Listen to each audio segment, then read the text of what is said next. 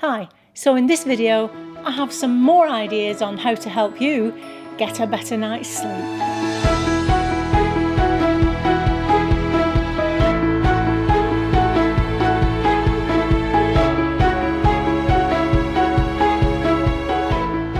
Hi, my name's Christine L. Conroy. Welcome to Happy Stuff and Fluff, a channel for women over 50 who are getting happy and growing younger.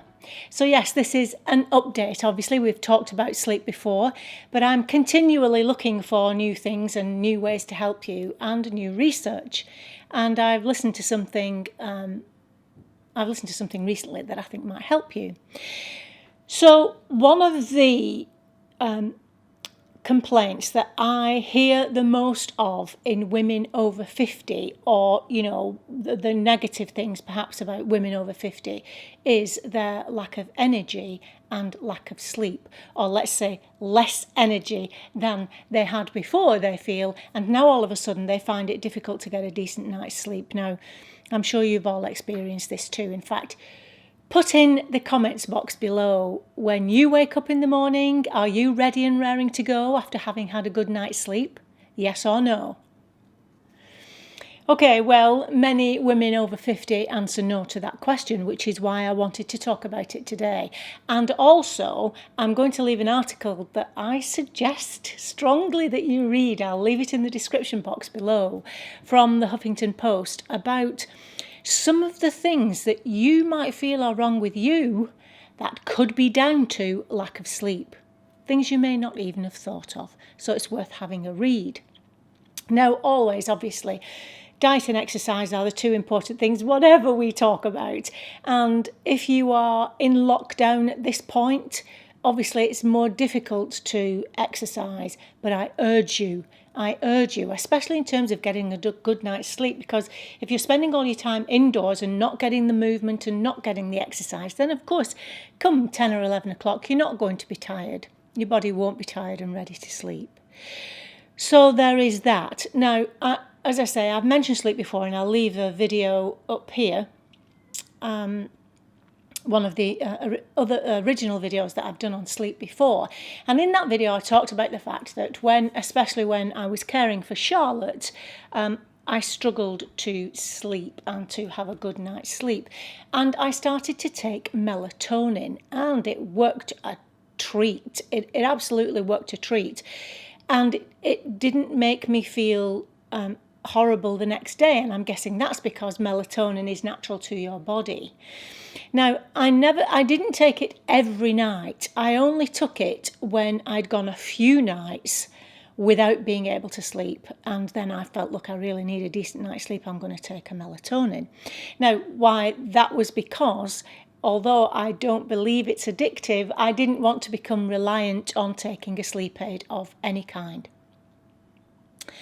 So then I stopped taking it altogether, because then as I've done more things in terms of self-care, I am getting a pretty decent night's sleep. So I stopped taking it until recently. And I did some research before I started to take it again. Now, the thing is, and I'm going to leave there's a chap on YouTube, Dr. Berg. I'm going to leave a link to his video down below.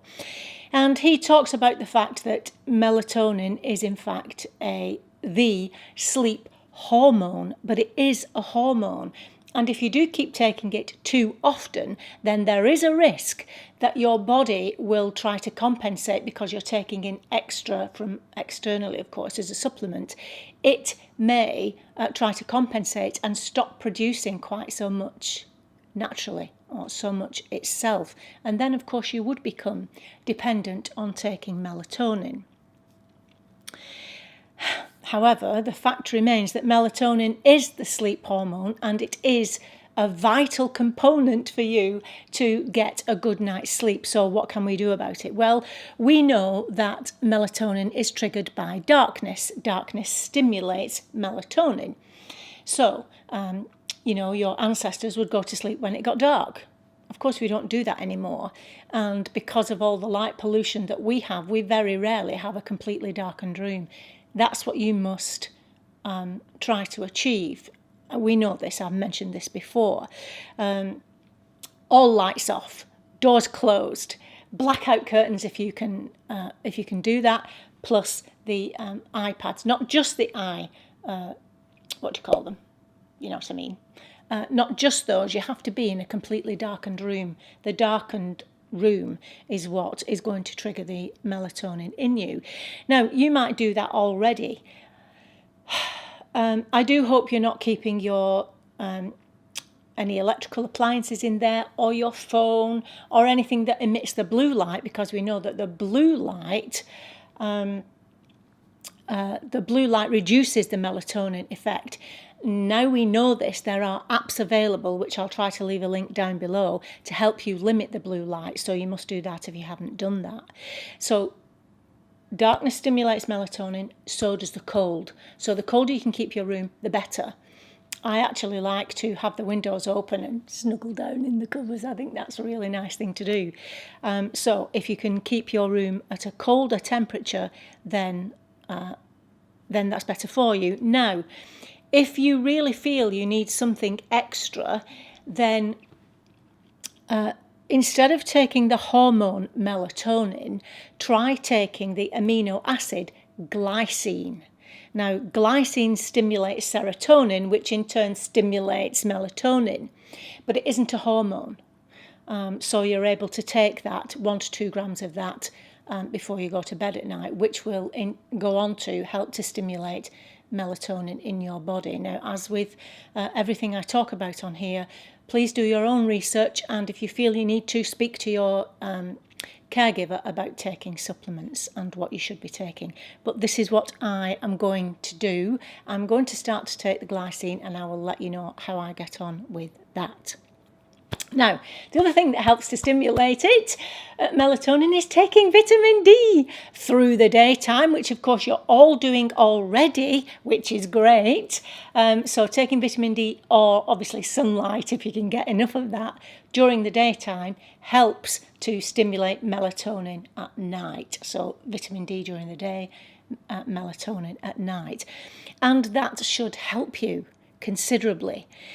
Now, something else that Dr. Berg goes into great detail, actually, and this is why I'm going to leave his link below, because I'm not going to do that. He talks about the electromagnetic fields, to which some people are sensitive, and he thinks that this could, again, be a major player for some people in why they are not getting a good night's sleep. Watch that video. In the meantime, don't have your phone near your bed, or as an alarm clock. Get a proper clock, not one that you plug in, because what I'm going to say next is anything that you have around your bed that's actually plugged in, unplug it. That includes your night lamp. Don't just turn it off, unplug it. And as I say, if you want to know more about that, I'll leave the link below. Finally, and an easy one, which I so agree with. Finally, keep your bedroom tidy. It's such a simple thing. Keep your bedroom tidy, because mess everywhere gets you stressed straight away, doesn't it? So let me tell you that according to the National Sleep Foundation, those people who slept in a tidy room and made their bed every single day are 19% more likely to sleep consistently well.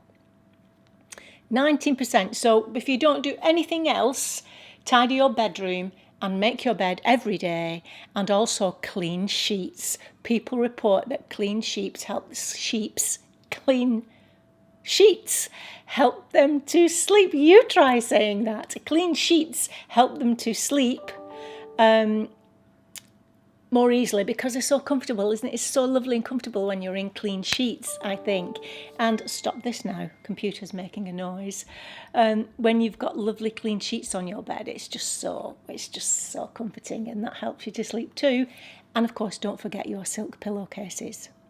Okay, so that's more information on how to stimulate melatonin without taking melatonin as a supplement. If you feel you might need to, then try taking glycine, which is an amino acid. Speak to your doctor first, or do your own research. Have a look at the electromagnetic field information that Dr. Berg is talking about below. Unplug all your appliances before you go to bed. Keep your bedroom tidy. Make your bed every day. Wash your sheets as often as possible. And make sure you have some luxurious silk pillowcases, and that is going to help you. Let me know how you get along. If you haven't yet subscribed to my channel, please do so. We have a video coming out every week and we would love for you to join us. And until then, stay safe, sleep well, and I'll see you next time. Bye-bye.